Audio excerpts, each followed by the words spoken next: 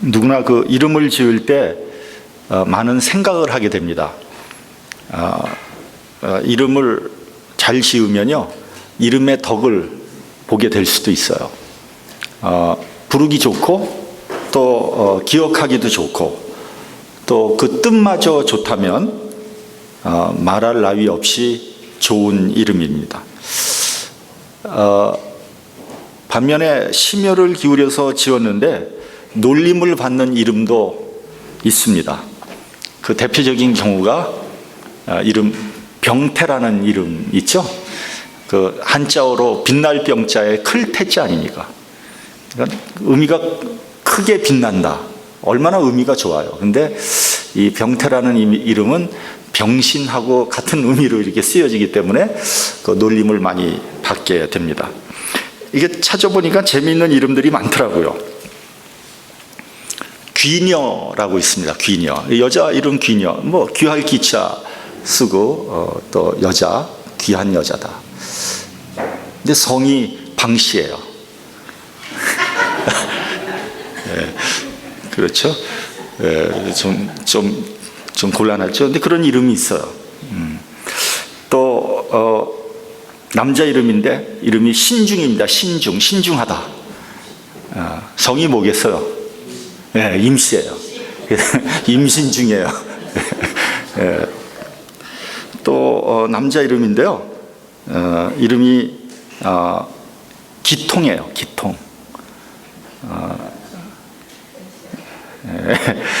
벌써 나왔어. 성이 변씨예요. 그래서 변기통. 또 있어요. 이름이 동국이에요. 동국 좋잖아요. 이름 동국 많잖아요. 그렇죠? 근데 이제 성씨가 뭐겠어요? 우씨예요. 우씨. 우동국.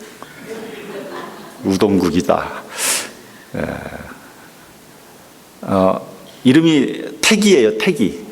클태자, 기초할 때 기자. 성이 뭐겠어요? 네. 성이 권씨예요. 권씨. 권태기다. 예.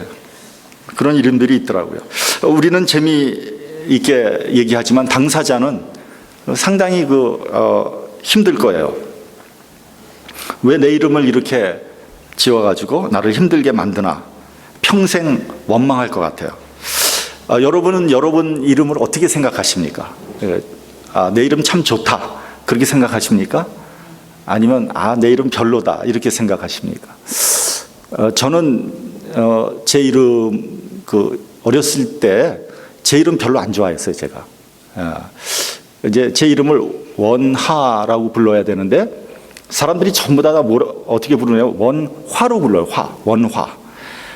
그래가지고 이제 새 학기가 돼서 선생님 새로 선생님 만나자요. 선생님이 출석을 부르면 항상 유원화예요. 그 원화라는 것은 여자 이름이잖아요. 예. 그리고 꼭 어찌 보면은 좀 기생 이름 비슷하기도 하고. 그래서 저 굉장히 싫어했어요. 제 이름을. 아마 원화로 부르는 게 이게 굉장히 발음하기가 좋은 것 같아요. 굉장히 싫어했어. 근데 얼마 전에 어떤 분이 그러더라고요. 제 이름이 굉장히 좋대. 아주 세련됐대. 굉장히 내 이름 좋아한대요. 사람을 좋아하는 건지 이름을 좋아하는 건지 잘 모르겠지만, 뭐 이름 좋다 그러니까 기분이 괜찮더라고요. 제가 우리 아이들 이름을 지을 때도 생각을 많이 했어요. 의미도 좋고 부르기도 좋고 기억하기도 좋은 이름이 뭘까? 그런 이름을 짓는 거 쉬운 일이 아닙니다. 제가 제 손녀 이름도 지었어요. 그렇죠? 그래서 이제 외자로 짓자. 그래서 진이라고 지었어요. 참 진짜죠. 진리라는 의미죠. 예수님의 말씀은 진리고 진리의 말씀에 맞춰서 그렇게 살아라. 유진. 잘 지었어요. 참 좋다. 전 그렇게 생각을 합니다. 그런데 이제 아들과 며느리 걔네들이 정확하게는 며느리죠. 이름을 릴리라고 져가지고 이름을 탁 등록을 한 거예요. 굉장히 기분이 안 좋더라고요. 내가 심혈을 기울여가지고 지어줬는데 이름을 릴리라 해서 탁 올려놓은 거예요. 그러나 뭐 자기들 애니까 자기들 마음대로 하는 거지 뭐 어떻게 하겠습니까? 뭐 할 수 없는 거죠. 근데 어느 날 또 보니까 그 며느리 애가 그 나라 사람들이 다 천주교잖아요. 지네 천주교에 가서 세례를 확 받아버린 거예요. 굉장히 기분이 안 좋더라고요, 진짜. 근데 어떻게 하겠습니까? 자식 이기는 부모 없잖아요. 할 수 없는 거죠. 최근에 제 딸이 임신을 했어요. 그래서 이제 시카고에 왔었잖아요. 이제 다시 지금 뭐 샌프란시스코 거쳐서 이제 뉴욕으로 돌아갔는데, 얘가 이제 임신이 잘 안 돼가지고 기도 부탁을 했어요. 그래서 제가 좀 걱정하면서 기도를 했는데, 임신이 됐어요. 돼가지고 이제 왔는데, 제 딸이 뭐라 그러냐, 저한테 이름을 지어달래요. 그래서 제가, 아니, 네 시아버지가 있는데 왜 내가 이름을 짓냐? 그랬더니 얘가 하는 말이, 자기는 아빠가 이름을 지어주는 게 좋겠대. 그 제가 지어주면은 그 시아버지가 굉장히 기분이 상할 텐데, 근데 요즘 애들이 시집 생각을 안 하는 것 같아, 도대체. 지네들 마음대로 하려고 하는 것 같아요. 그래서 지금 지어줄까 말까 지금 생각 중에 있는데, 안 짓는 게 나을 것 같아요. 짓고 싶지 않습니다. 우리 본문 26절 한번 같이 봉독을 하죠. 본문 26절, 자 시작. 만남에 안디옥에 데리고 와서 둘이 교회에 1년간 모여 있어 큰 무리를 가르쳤고, 제자들이 안디옥에서 비로소 그리스도인이라 일컬음을 받게 되었더라. 안디옥에서 비로소 그리스도인이라고 일컬음을 받게 되었다. 그러니까 그때부터 그 사람들을 크리스찬이라고 부르게 됐다는 거죠. 이제 헬라어로 크리스티아누스라는 말입니다. 이 말은 뭐냐면 그리스도에게 속한 자들, 이런 말입니다. 그리스도의 소유된 자들, 이런 뜻입니다.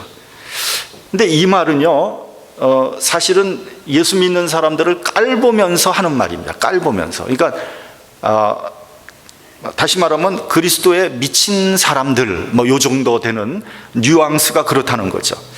이제 그 전에도 예수님을 추종하는 무리들을 뭐라고 불렀냐면 갈릴리 사람들 혹은 나사렛 당, 이렇게 불렀습니다.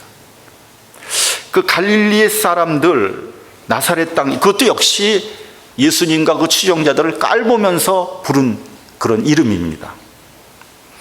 갈릴리 사람들이라는 것은 그들의 출신지를 빗대어서 비하하면서 부른 말이죠. 갈릴리. 그러니까 갈릴리에서 온 형편없는 촌놈들, 이런 얘기입니다. 유대인들 중에서도 특별히 갈릴리 출신들은 아주 멸시받고 천대받았다, 이런 얘기가 되는 거죠. 갈릴리 지방은 과거 이스라엘이 그 12지파로 그 땅을 나눌 때 스불론과 납달리라는 그 지파에 속해 있던 땅이 갈릴리입니다. 우리가 알다시피 그 솔로몬의 아들 르호보암 왕 때 이스라엘이 남북으로 갈리게 되지 않습니까? 그래서 남유다는 이제 유다 지파와 베냐민 지파 일부가 나라를 만들었고, 그리고 북이스라엘은 나머지 10개 지파와 나머지 베냐민 지파를 흡수해서 북이스라엘로 그렇게 나뉘어진 겁니다. 북이스라엘은 수도를 사마리아에 정해서 한 200여 년 정도 지속되어 오다가 BC 722년에 그 당시 중동의 강국이었던 아수르에게 망하게 됩니다.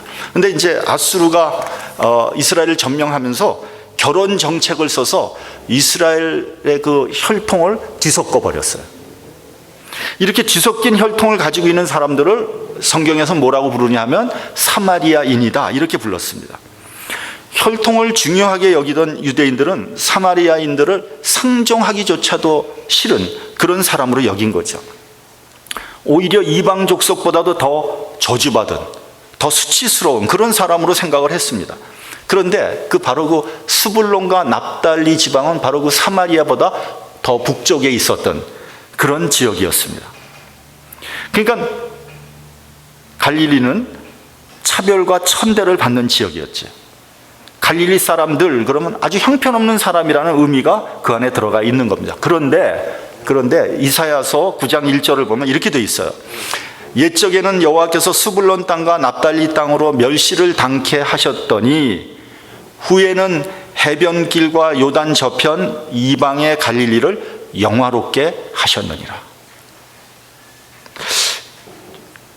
주전 700여 년 전에 이사야 선지자는 그 멸시받던 갈릴리 지역에서 메시아가 나타날 것이라는 것을 이미 예언을 한 거죠. 그럼에도 불구하고 예루살렘 사람들은 이 갈릴리 사람들을 대놓고 무시했어요. 우리가 요한복음 7장에 보면은 이런 장면이 나옵니다. 예수님이 과연 그리스도냐 아니냐 이거로 논쟁이 벌어져요. 그때 어떤 사람이 나타나서 뭐라 그러냐면 그리스도가 어찌 갈릴리에서 나오겠느냐? 성경에 의하면 그리스도는 다윗의 씨로서 베들레헴에서 나온다고 그러지 않았느냐? 하면서 예수님을 부정해 버립니다. 근데 그 당시에 있었던 그 가말리엘 누굽니까? 니고데모가 이렇게 얘기를 합니다. 좀 더 신중하게 판결하는 게 좋겠다. 그러니까 그 당시에 그 바리새인 또 제사장들이 그럼 너도 갈릴리에서 왔느냐? 이렇게 면박을 확 준다고요. 그 갈릴리 사람들 그러면 아주 얕잡아서 보는 그런 말이었습니다. 나사렛 땅, 그것도 똑같은 의미예요. 우리가 너무나 유명한 요한복음 1장에 보면은 예수님이 제자들을 이렇게 불러 모으는 그런 장면이 나오잖아요. 그래서 빌립이 이제 나다나엘에게 예수님을 소개합니다. 내가 모세의 율법에 기록된 선지자를 만났다. 누구냐면 요셉의 아들 나사렛 예수다. 그랬더니 나다나엘이 뭐라 그랬습니까? 에이, 나사렛에서 무슨 선한 것이 나올 수 있겠냐? 그럴 것 잘못됐다. 이렇게 무시를 해버렸습니다. 근데 여러분, 이렇게 소외받고 차별받는 지역에서 예수님이 나왔다는 것은 우리로 하여금 많은 것을 생각하게 합니다. 예수님은 태어나면서부터 십자가에서 죽으실 때까지 초지일간 철저하게 소외된 자, 약자, 차별받는 자, 피지배자로 사셨습니다. 기득권자, 강한 자, 피해자, 지배자의 입장에서 볼 때 예수님은 참 별 볼 일 없는 사람, 쓸데없는 사람인 것이죠. 성가시고 귀찮은 존재, 사라져줘야 되는 존재, 체제에 불순종하는 위험한 인물이었던 겁니다. 그러니까 그들의 입장에서 볼 때 예수님과 그의 제자들은 그냥 눈의 가시와 같은 그런 존재였습니다. 그래서 예수님을 십자가에 못 박아서 죽여버린 거예요. 여러분, 우리 그리스도인들은 예수님을 따라가는 사람들이죠. 예수님은 멸시와 천대를 받으시고 십자가에서 죽으셨습니다. 그리고 항상 가난하고 약하고 부족한 사람들 편에 섰습니다. 성경은 온통 예수님의 그러한 말씀으로 가득 차 있죠. 특별히 마태복음 25장 40절을 보면 이렇게 되어 있습니다. 지극히 작은 자에게 한 것이 곧 내게 한 것이라. 여러분, 지극히 작은 자가 누굽니까? 약한 자 아닙니까? 가난한 자 아닙니까? 병든 자, 소외된 자가 지극히 작은 자입니다. 그러니까 요즘에 소위 유행하는 가불관계로 볼 때 철저하게 의린 거죠. 근데 여러분, 언제부턴지 우리 그리스도인들이 갑의 입장이 되어 있습니다. 교회가 힘 있는 자, 능력 있는 자 편에 서 있는 거예요. 기득권자들이 되어 있는 겁니다. 그리고 소외되고 약한 자들은 외면하고 있습니다. 한국 그 강남의 모 유명한 교회를 짓는데 무려 2,500억을 쏟아 부었다고 합니다. 미화로 2억 5천만 달러예요. 어마어마한 돈이죠. 저는 교회를 짓는데 그렇게 많은 돈을 쏟아 부었다는 얘기 아직 들어보지 못했어요. 사실인지 아닌지 제가 확인을 안 해봐서 좀 조심스러운 얘기입니다만, 들리는 얘기에 의하면 그 교회에 들어가면 일부가 바닥이 유리로 돼 있대요. 그리고 거기서 보면 물고기가 노는 게 보인다는 거예요. 여러분, 그것이 사실이라면 정말 통탄할 일입니다. 부끄러운 짓입니다. 그것은 예수님을 따라가는 것이 아니라 예수님을 못 박은 제사장과 서기관들을 따라가는 짓입니다. 그런 교회에 어떻게 예수님이 오시겠습니까? 그들은 예수님을 또다시 십자가에 못 박는 짓을 하고 있는 겁니다. 그런데 여러분, 그렇다면 우리 교회는 어떻습니까? 우리도 정신 바짝 차리지 않으면요, 우리도 이와 비슷한 짓을 할 수 있다는 겁니다.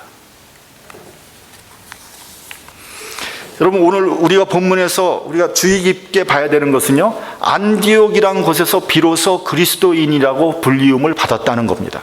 여기서 상당히 중요한 의미가 들어가 있습니다. 여러분 한번 생각해 보세요. 처음에 예루살렘 교회는 엄청나게 부흥하고 성장했습니다. 하루에 3,000명의 제자들이 생겼다, 이렇게 되어 있지 않습니까? 베드로가 안진뱅이를 일으키고요, 중풍병자를 고쳤습니다. 심지어는 죽은 자도 살려냈어요. 막 방언이 터지고 예언을 하고 환상을 보는 이적이 일어났습니다. 성도들이 재산을 팔아서 교회에 바치고 네 것 내 것 없이 유무상통하는 놀라운 역사가 일어났습니다. 그런 기세로 간다면 이스라엘을 복음화시키는 것은 시간 문제다, 이렇게 생각이 될 정도였어요. 그런데 불행히도 그때 스테반 집사가 순교를 당하게 됩니다. 교회에 박해가 오기 시작했고요, 그리스도의 제자들은 환난과 박해를 피해서 뿔뿔이 흩어졌습니다. 그 중에 일부의 무리들이 안디옥까지 와서 복음을 전했다는 거예요. 어려운 환경 가운데 고난과 역경을 이기고 이방인에게 복음을 전하면서 예수님께 영광을 돌린 겁니다. 한번 생각해 보십시오. 여러분, 안디옥이라는 새로운 이방 땅에 가서 정착하고 거기서 먹고 살기도 힘든데 예수의 이름으로 희생하고 헌신하는 모습을 보여준 거예요. 그래서 안디옥에서 그리스도인이라는 이름을 얻은 겁니다. 여러분, 좋은 환경에서 얻은 이름이 아니에요. 고난과 역경 가운데서 얻은 이름입니다. 그것도 그렇게 좋은 뜻으로 얻은 이름이 아니에요. 한마디로 예수에 미친 자들, 요즘으로 말하면 아마 조금 머리가 좀 또라이들, 이런 식의 아주 비아냥거리면서 한 얘기가 크리스찬이라는 말입니다. 근데 그 말 속에는 어떤 의미가 들어가냐면 네 앞가림이나 잘해라, 이런 의미가 들어가 있는 거예요. 우리가 가끔 신앙생활하고 열심히 교회 일을 하다 보면 그런 비난을 받게 됩니다. 아유, 지 앞가림이나 좀 하지.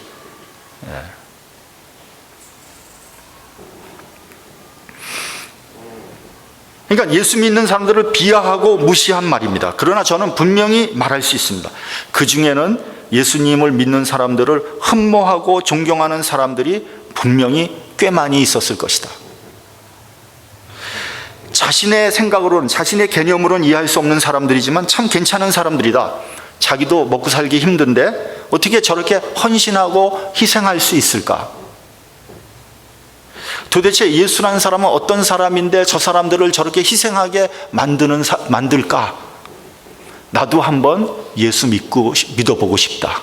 나도 한번 교회에 나가고 싶다. 그런 마음이 왜 안 들겠습니까? 그래서 사람들이 교회에 몰려들기 시작했고요, 교회는 점점 활성화되고요, 나중에는 큰 무리를 이룰 수 있었다는 겁니다. 교회가 그런 모습을 보여줘야 되는 거예요. 그런 사람들이 그리스도인이라는 거예요. 여러분, 요즘 이민교회가 참 힘듭니다. 먹고 살기도 힘들고요, 또 새로 이민 들어오는 사람들도 별로 없습니다. 아니, 시카고는 더 많이 빠져나간다 그러더라고요. 심각한 위기 상황입니다. 그래서 요즘에 교회들 중에 잘 된다는 교회 제가 들어보질 못했어요. 목사님들 만나면 잘 된다는 교회가 없어요.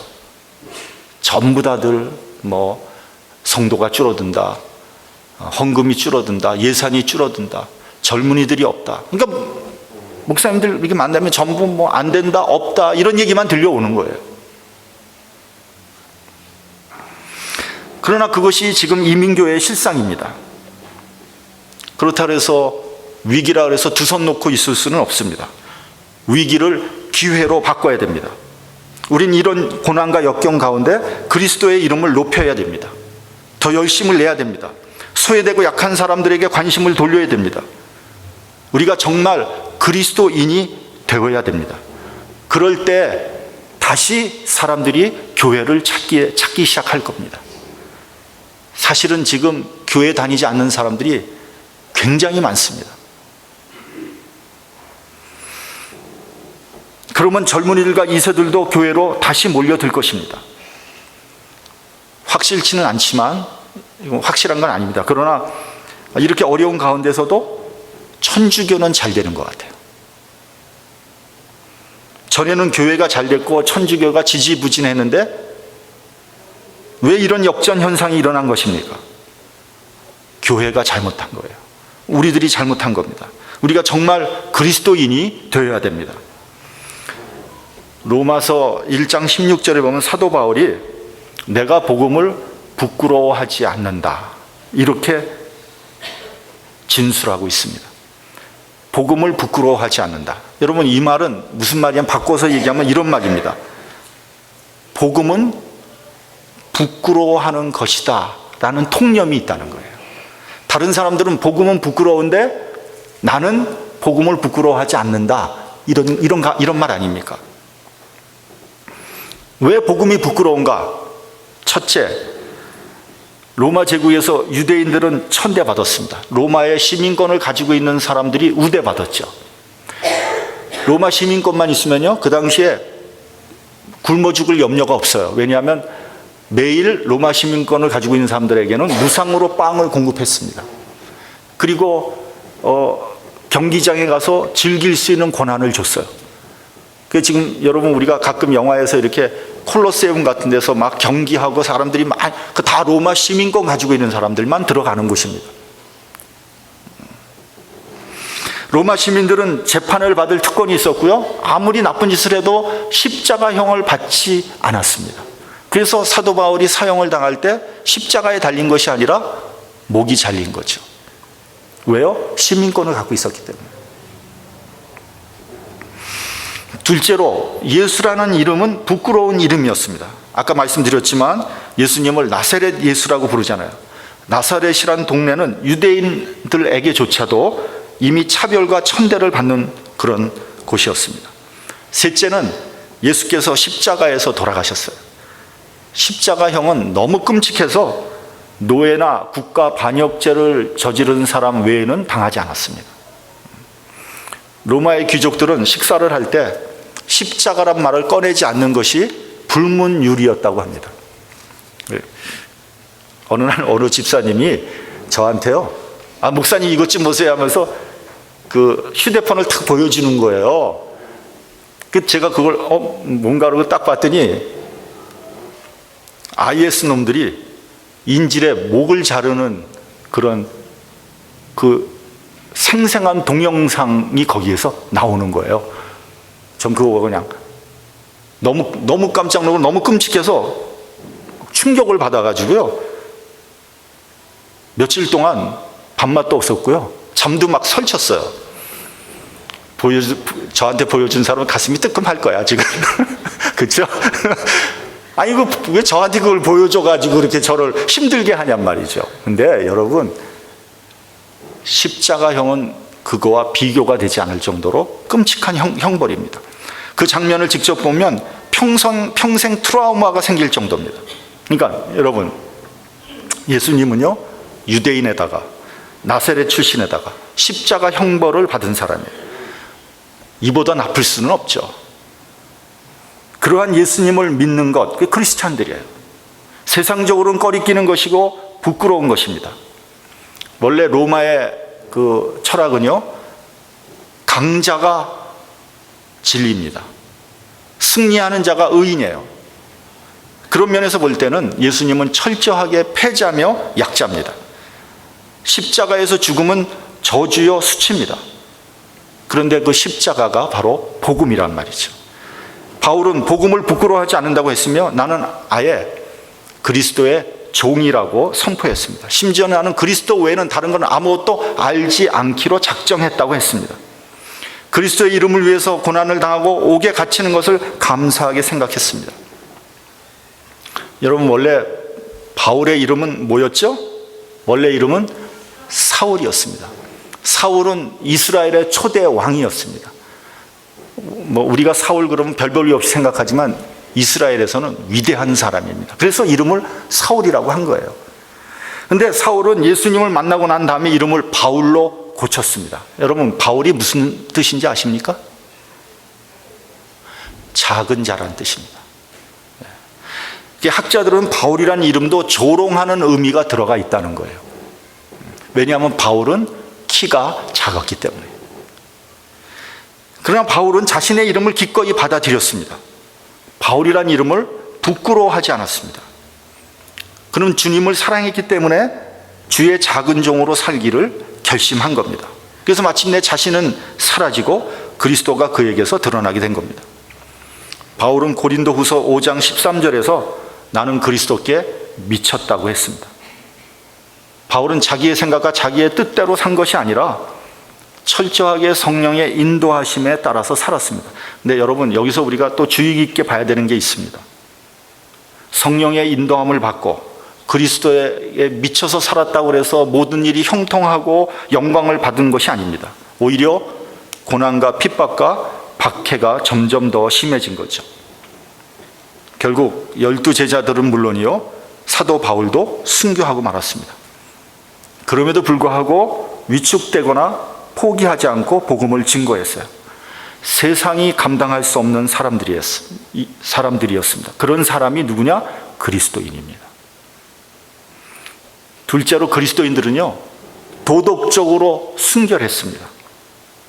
로마 제국 멸망사를 보면 도덕적인 타락이 로마 멸망의 원인이다 할 정도로 로마 제국은 도덕적으로 성적으로 타락한 사회입니다. 그런 로마 제국에서 오직 그리스도인만이 순결을 지켰습니다. 그래서 나중에 로마의 황실에서 그 부인을 고를 때는요, 귀족들 가운데 고른 게 아니라 그리스도인들 가운데서 골랐다는 거예요. 왜냐하면 그리스도를 믿는 여자들만 믿을만 했다는 거예요. 셋째로 그리스도인들은 용서하고 화해하고 사랑했습니다. 미움과 증오, 갈등이 판을 치는 사회에서 그리스도인들은 원수를 사랑하고 적을 포용하는 자세를 보여준 것입니다. 심지어는 자기를 죽이는 사람들을 향하여 저들의 죄를 용서해달라고 기도하는 것을 보고 그 핍박하던 사람들이 예수 그리스도를 믿기로 결심하는 놀라운 역사가 일어난 겁니다. 초대교회 교부였던 폴리갑이 순교할 때 그의 형을 집행하던 병사들이 이 사람이야말로 정말로 그리스도인이라고 고백했다고 합니다. 2015년 마지막 주일 예배를 드리면서 스스로 물어보시기 바랍니다. 나는 진짜 그리스도인인가? 아니면 짝퉁 그리스도인인가?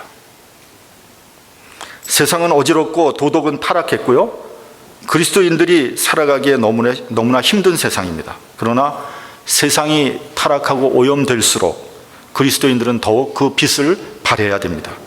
숨지 마시기 바랍니다. 피하지 마세요. 도망가지 마세요. 진리의 말씀으로 당당하게 승리하시기 바랍니다. 그래서 하나님께 영광을 돌리고 그리스도인답게 살아가는 저와 여러분이 되시기를 주님의 이름으로 축원합니다. 기도하겠습니다.